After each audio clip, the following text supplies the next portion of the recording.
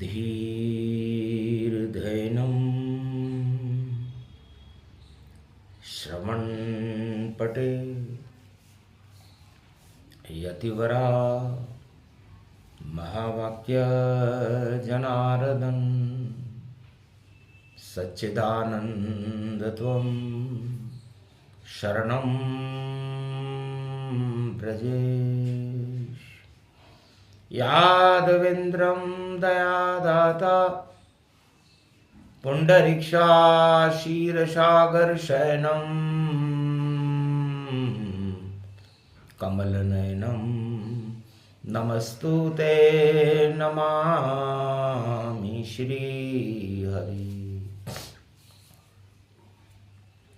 धैर्य से जिसको धारण किया जाता है,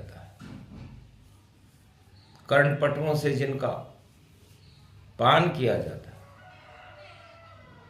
तो ऐसे सच्चिदानंद भगवान श्री यादवेंद्र सरकार को मैं नित्य ही चिंतन करता हूँ, नमन करता हूँ। जिनको नमन करने से मंगलादि मंगल तो हो ही जाते हैं, साथ ही में बहुत बड़ा बल मिलता है मनुष्यों को। राम रामेति रामेति रमे रामे मनोरमे सहस्रनाम तत्वतुल्य राम नाम वरानने। रामचंद्राय नमः, राम भद्राय नमः, राम रामाय नमः, राम शिवाय नमो नमः। श्री रामेश्वरम शरणम शरणम। क्यों प्रकाशमान सूरज से धरती पर है राम भगवान, मर्यादा पुरुषोत्तम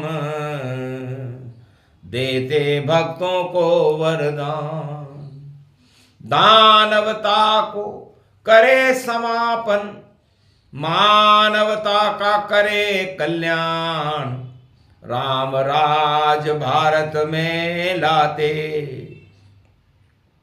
देखो अवधपति श्री राम, देहिक देविक भौतिक सारे ताप हटा देते हैं राम।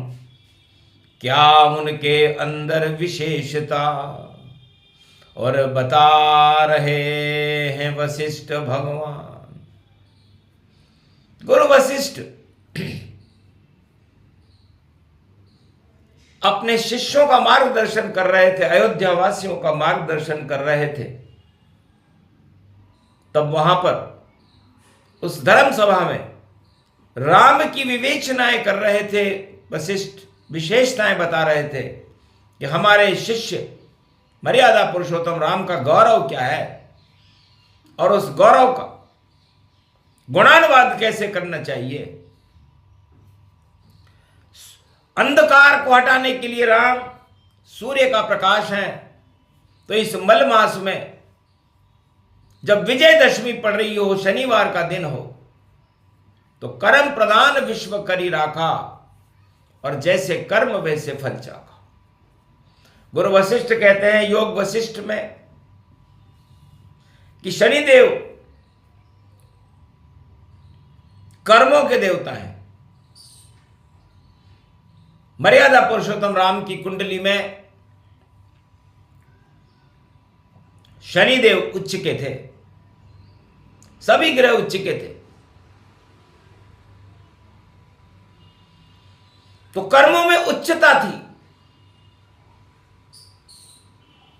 और तुला राशि के स्वामी शुक्र होते हैं। शुक्र भी उनकी राशि में उच्च के थे, मंगल भी उच्च का था। तो जब राम बनने के लिए हमें उच्चता को ग्रहण करना पड़ेगा। राम हमारी आत्मा है, और आत्मा की उच्चता उसके संस्कार है, उसका अनुभव है, उसकी अनुभूति है, और उस राम को हम हमारी आत्मा में बुला करके गौरवान्वित हो सकते हैं, गौरव को प्राप्त कर सकते हैं और हमारी संस्कृति को बदल सकते हैं और हमारे शरीर के दैहिक दैविक भौतिक ताप हटा सकते हैं। सन्नाटा मच गया कि गुरु करे शिष्य का बखाना और राम नाम का है गुण गाना। शनिवार दशमी रवि पावे और आगे सुफला एकादशी आवे। आगे सुफला एकादशी है। सफल होने के लिए हमें एक ही मार्ग पर चलना पड़ता है। हमारी आत्मा और हमारे शरीर के मल हटाने पड़ते हैं और इन मलों को निवृत्त होने के बाद आत्मा परमात्मा से मिल जाती है। राम जैसा प्रकाश उस आत्मा में हो जाता है और वह प्रकाश परमात्मा में विलीन हो जाता है। तो शुक्र का तारा अस्त हो गया और देखो शुक्रवार गति पाए और 1.25 महीने अस्त रहेगा तो सारे भोग अस्त हो ही जाए। तो अब को आज हम एक जानकारी दे रहे हैं कि शुक्र का तारा अस्त होने का प्रभाव राजनीति पर ज्यादा पड़ता है, सत्ता पक्ष पर ज्यादा पड़ता है, राजाओं पर ज्यादा पड़ता है। क्योंकि राजनीति और सत्ता होती ही भोगने के लिए है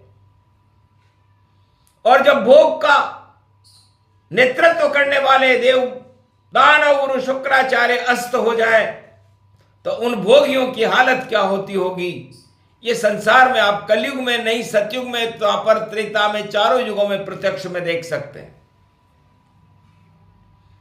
भगवान शुक्राचार्य को मृत संजीवनी विद्या प्राप्त है। भगवान शंकर से उन्होंने वो विद्या प्राप्त की है तपोबल के बल पर। ये किसी भी दानव ने नहीं समझा कि शुक्राचार्य भोगों के और दानव गुरु होकर के उन्होंने ये मृत संजीवनी विद्या प्राप्त करके अपने शिष्यों को भी सिखाई। लेकिन किसी भी शिष्य ने जो राजा बना, लंकापति रावण बना, बड़े बड़े सम्राट बने, अभी भी आगे भी बनते रहेंगे कलयुग में भी, लेकिन किसी ने भी गुरु विद्या को समझा ही नहीं। सत्ता सुख में सभी व्यस्त जो शिष्य बने शुक्राचारी और सतयुग से कलयुग तक देखो आफत पैदा हो सारी। तो आफत पैदा करते हैं ये शिष्य, जो शुक्राचार्य के शिष्य हैं वही तो सम्राट बनेंगे। तो शुक्राचार्य ने गोपनीय रखा मृत संजीवनी कि भैयाओ ये जो आप भोग देख रहे हो और जो भोग कर रहे हो ये तो मृत है और तुम्हें भी मृत्यु तुल्य अवस्था में पहुंचा देंगे। क्या कभी हिरण्याकश्यप, हिरण्याक्ष से लेकर के रावण, जरासंध, धृतराष्ट्र, दुर्योधन और कलयुग के सभी राजा कभी सोचा कि हम कौन सी सैया पर सोए हुए हैं? भगवान विष्णु शेष सैया पर सोए हुए हैं और सारे सम्राट सतयुग से कलयुग तक सत्ता की सैया पर शयन करते हैं। ये कांटों की सैया है और इस कांटों की सैया पर सो करके सारे राजा मृत हो जाते हैं, लेकिन वो इस मृत्यु को भी सुख का अनुभव मान रहे हैं। शुक्राचार्य उस धर्म सभा के अंदर अदृश्य रूप में विराजमान थे। देवगुरु बृहस्पति विराजमान थे, क्योंकि गुरु वशिष्ठ जब प्रवचन करते हैं तो उस धर्म सभा में अदृश्य और दृश्य संतों की भीड़ होती है, क्योंकि योग वशिष्ठ ही आत्मा को योग लगाने में सक्षम है। और भगवान राम को उन्होंने जो विद्याएं सिखाई, अल्पकाल विद्या सब आई, गुरु ग्रह पठन गए रे रघुराई, तो योग विद्या सिखाई थी। योग वह है जो वहां पर उत्पन्न किया जाए और उत्पन्न करके उससे विजय प्राप्त की जाए। तो मल मास में शुक्र का तारा कलयुग में अस्त हो गया। और संजीवनी क्या है? मृत संजीवनी विद्या। ये नहीं कि कोई मरने वाले को जिंदा कर दे, नहीं, कितनी गलत व्याख्याएं की गई हैं हमारे शास्त्राचार्यों द्वारा कि मृत संजीवनी का मतलब होता है कि मरा हुआ व्यक्ति जीवित हो जाए। नहीं, मृत संजीवनी का मतलब है कि पहले आप अपनी इच्छाओं को मृत करो।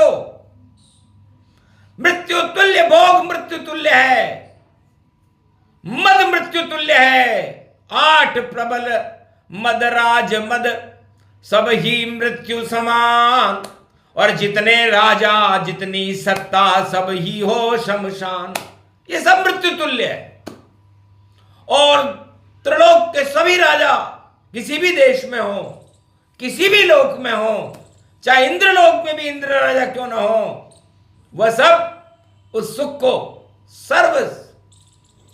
सर्वोच्च सुख मान रहे हैं जो मृत्यु के समान है। और मैंने मेरे शिष्य राम को पहले ही कह दिया था कि सत्ता सुख लेना नहीं, और दानव का करुणाश, और अंधकार हटा दो भारत के, कर दो दिव्य प्रकाश। देहिक देविक भौतिक सारे, तापाऊं दे तो हटाओ। जिस दिन हो सफल तब मिलने मुझसे आओ। हे राम, तुम पहले विप्रधेनु सुर संत हित लीन मनुज अवतार, सबसे पहले कीजिए इनका ही उद्धार।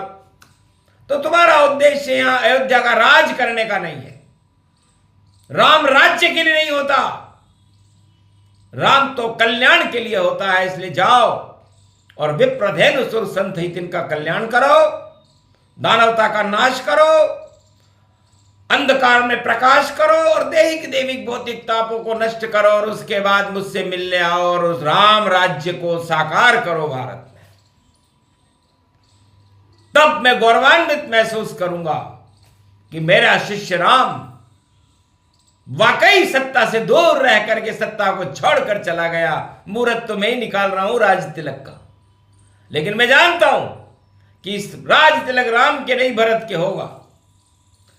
इतनी शक्ति मुझ में है, योग वशिष्ठ है नाम, और मृत संजीवनी का दे रहे कलयुग में भी ज्ञान। तो संजीवनी वह है जो इन सभी भोगों को, 8 प्रबल राजमदों को मृत कर दे, और उसके बाद आत्मा में संजीवनी जीवन भर के अमृत भर दे, और वह अमृत सिया राम का अमृत हो, और उस अमृत पान करने के बाद आत्मा परमात्मा में चली जाए। उसे मृत संजीवनी कहते हैं। हे शुक्राचार्य के शिष्यों राजाओं, रावण, हिरण्यकश्यप, कंस, जरासंध, सारे राजाओं को, चाहे वो किसी भी युग का हो, चाहे वो शुक्राचार्य का परम शिष्य क्यों न हो, उस ज्ञान को सीखा ही नहीं किसी ने, और वह उस मृत्यु से ही, शेष शैया को, उस सत्ता को ही सुख मानने लगा। तो जितनी सत्ता जगत में, सब ही सब मृत हो, मरने के बाद तो आदमी और खाक रूप क्षय हो, शमशान में चला जाता। और जो इन भोगों को, 8 राजमदों का त्याग करके अपनी आत्मा में राम नाम का संजीवनी बूटी का पान कर लेता है, लक्ष्मण को भी जबरदस्ती कराया गया था। वीर गातनी लगी तो हनुमान जी अमृत पान लेकर के आए, संजीवनी बूटी। तब जाकर के लक्ष्मण बहुत घमंडी है, क्योंकि मन है, और मन लक्ष्मण को ही कहते हैं, और वो शेष जी का ही स्वरूप है जो फूंकारे मारते रहते हैं। उसी फूंकारों के मध्य में भगवान राम नारायण का स्वरूप है, शयन करते हैं और शांति का अनुभव करते हैं। तो उनकी शैया शेष शैया है। दुनिया में, पूरे त्रिलोक में कोई शैया ही नहीं जो शेष हो, सब अवशेष शैयाएं हैं जिन पे राजा राज करते हैं। और संजीवनी शैया तो शेष शैया है जहां नारायण राज करते हैं। तो आप अपनी आत्मा में, शुक्र का तारा अस्त हो गया, और नए वर्ष में 2026 में भी ये अस्थि रहेगा, और नया वर्ष जो अंग्रेजी वर्ष है वो शुक्र के अस्ताचल में ही उदय होगा। लेकिन 9 वर्ष में तो शुक्र का तारा उदय रहेगा, जब विक्रमी संवत 2083 का शुभारंभ होगा और राम का जन्म होगा। उसके बाद पुरुषोत्तम महीना पड़ेगा, सोमवती की दिवाली पड़ेगी, बड़े बड़े पर्व पड़ेंगे। तो सारे विश्व के राजाओं की शुक्र ने कर दी मस्ती बंद, अस्त हो गए शुक्राचार्य जी, सब राजाओं की बोलती बंद। तो सभी राजाओं की बोलती बंद हो गई कल से ही। अब सुफला एकादशी है। गुरु वशिष्ठ कहते हैं कि यदि मैं एक शब्द पर बोलने लग जाऊं तो 72 घंटे तक तो मैं उसका प्रसंग ही सुनाता रहूंगा और उस प्रसंग में आप लोग झूमते रहोगे। तो मृत संजीवनी विद्या पर बोल रहा हूं, जो शुक्राचार्य के पास रहती है। तो शुक्राचार्य किसे कहते हैं? जो सारे सुख संसार में शुक्राचार्य से ही मिलते हैं। लेकिन ये सब सुख नश्वर हैं जो आप इस संसार में भोग रहे हो, चाहे पत्नी सुख, धन सुख, पुत्र सुख, सत्ता सुख, परिवार सुख, किसी भी तरह का सुख इस संसार में हो, वो शुक्राचार्य भी हंसते हैं कि मूर्खों, इसमें रखा क्या है? सपना तो सपना रहे, सपना सच नहीं हो, झूठे सपने को सुख मानो, वह सब मूर्ख हो। तो सारे संसार के लोग मूर्ख हैं। जो सबसे ऊंचा सत्ता सुख मान रहे हैं वो मूर्ख है। और ज्ञानी कौन है? जो उस सुख का त्याग कर और दर्शन करे भगवान, और संजीवन होकर देखो, कर ले अमृत पान, तो राम नाम अमृतमय जानो, और अमृत पान राम ही मानो। तो राम नाम के अमृत का पान करना सच्चा सुख है। ये शुक्राचार्य ने बताया, संजीवनी उसे कहते हैं। और तब जाकर के आपकी आत्मा आपकी प्रबल होगी और प्रबल होकर के परमात्मा में चली जाएगी। और यदि आपने ये सत्ता सुख भोगना या परिवार सुख, धन सुख, स्त्री सुख भोगना, सुख जर्जर हो जाओगे और यहीं मृत्यु में चले जाओगे और आपका कोई अस्तित्व ही नहीं रहेगा। इसलिए मृत संजीवनी की सूक्ष्म सी व्याख्या आपको सुनाई। इसका विस्तार कल बताएंगे जब शुक्ला एकादशी होगी। सुनते रहो मलमास की कथा, ये वेद पुराण, गुरु वशिष्ठ का ज्ञान है, करते हैं कल्याण। तो भारत का कल्याण हो, भक्तों का कल्याण। जो प्रसंग मृत संजीवनी सुने तो उसमें हो उत्पन्न ज्ञान। बोलो जय श्री राम।